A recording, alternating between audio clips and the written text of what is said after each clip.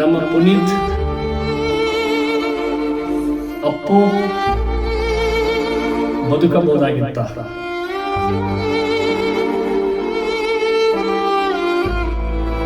Almost 25% ಜನ ಯಾರು ಸಾಯ್ತಾರೆ ಅದಕ್ಕೆ ಮುಖ್ಯವಾದ ಕಾರಣ heart attack.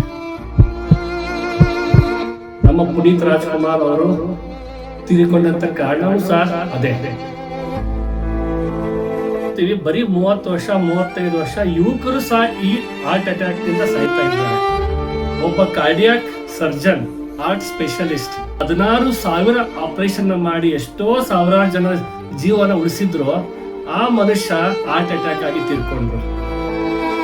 Aspirin 325 mg, clopidogrel 300 mg, atorvastatin 80 mg, ಈ 3 tablets as soon as possible heart attack ಆದವರಿಗೆ ಅದಕ್ಕೆ ಕೊಟ್ಟಿದ್ದೇ ಆದಲ್ಲಿ 50% ಜಾಸ್ತಿ ಜನರ ಜೀವ ಉಳಿಸಬಹುದು.